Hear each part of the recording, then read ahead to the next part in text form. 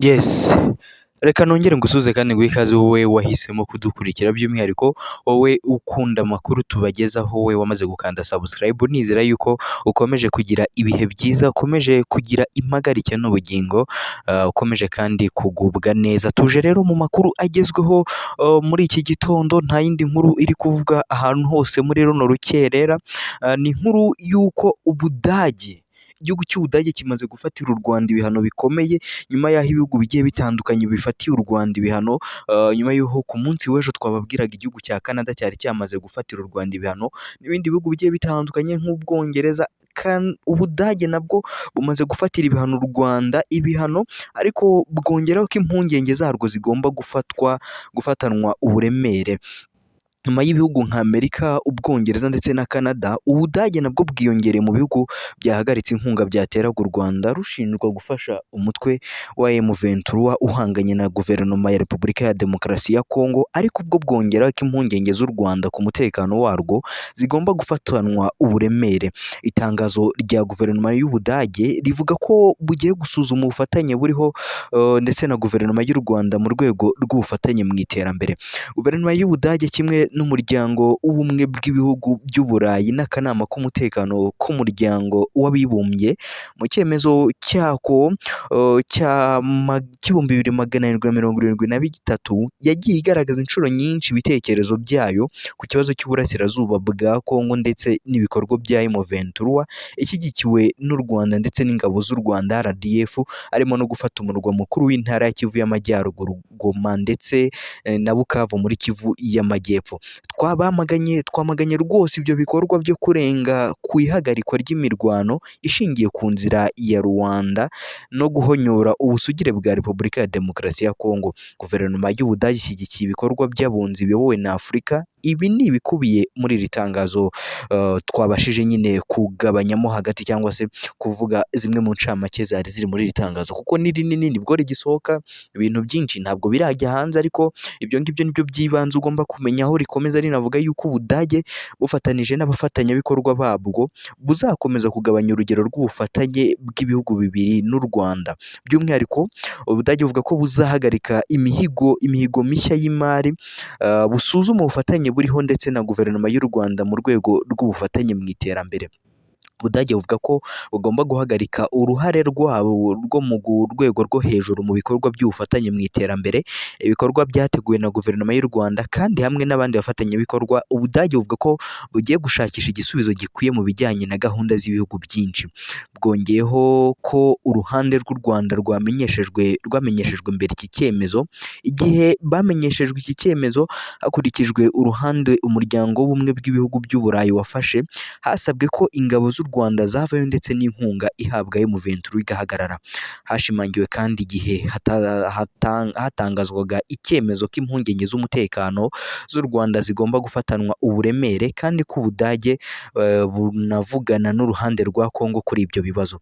U Rwanda ku ruhande rwarwo rukomeje kunenga ibyemezo ruri gufatirwa n'ibihugu byo mu burengerazuba, rwemeza ko atari byo bizakemura ibibazo bya Kongo bikomeje kuba agatereranzamba kubera kwirengagiza impamvu nyamukuru y'ibibazo byaho bishingiye ku mugambi wo kumenesha abanyekongo bavuga ikinyarwanda babita abanyarwanda.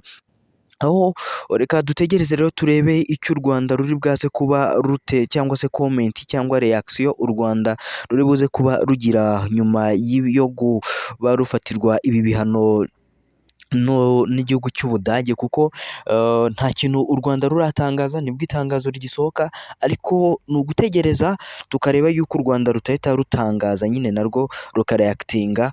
Ariko hagati aho reka tugaruke no ku cyihishe inyuma y'ibihano Canada yafatiye u Rwanda mu mboni za Ambasaderi Rwamucyo waganiriye n'ikinyamakuru cy'Igihe, aho Ambasaderi Rwamucyo Ernest wo mu muryango w'abibumbye yahishuye ko Canada yahafatiye u Rwanda ibihano igamije kurengera inyungu ifite muri Repubulika ya Demokarasi ya Kongo.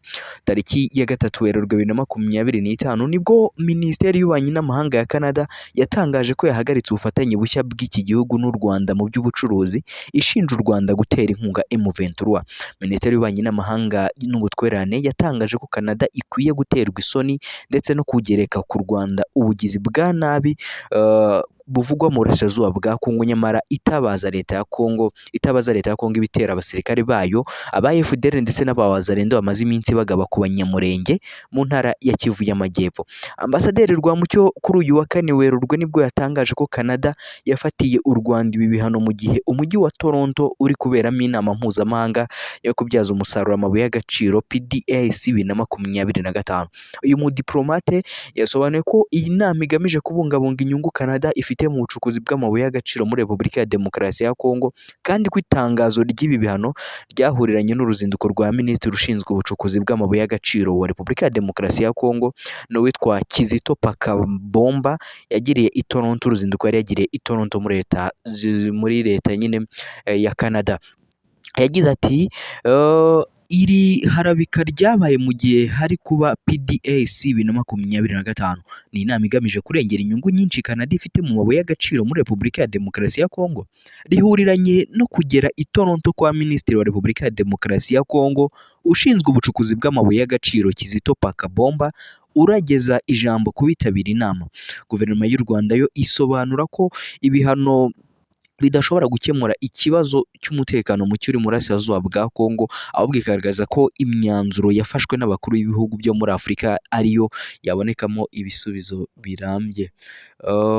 Muri iyi myanzuro kandi harimo gusaba impande zishyamiranye mu burasirazuba bwa Kongo guhagarika imirwano n'ubushotoranyi, ndetse hakaba imishyikirano hagati ya Repubulika ya Demokarasi ya Kongo n'imitwe yitwaje intwaro iri muri kino gihugu, irimo nka FDL, irimo nka M23 by'umwihariko yakunze kugaragaza ko ishaka ibiganiro by'amahoro kugira ngo intambara ibe yashyirwaho akadomo cyangwa se ihagarare, kugira ngo itazakomeza kwica abantu, batazakomeza kurwana bica abantu, kuko urebye neza intambara iri kugenda ifata indi ntera, biri kugenda bikomera, birimo biragenda ukagira ngo byarangiye ariko bigahita byongera bigakomera bikaboostinga.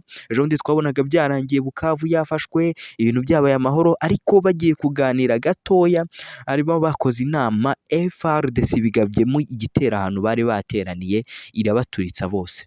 So reka rero tujye gukurikiranya tumenye amakuru neza kuri bino bihano, nicyo u Rwanda rugiye kubivugaho by'umwihariko. Ntabwo ruri bure icyo rutangaza, ese barahamagaza ambasaderi w'Ubudage agira ibyo asobanura cyangwa se barakora iki? Nibyo tugiye gutegereza turebe. Se Ubudage bwo nta kindi kintu buri butangaze nyuma y'ibi ngibi, kuko bwavuze yuko ibihano bishobora no kwiyongera, bitahangiriye kuri ibi ngibi gusa, ahubwo ibihano isaha n'isaha bishobora kwiyongera.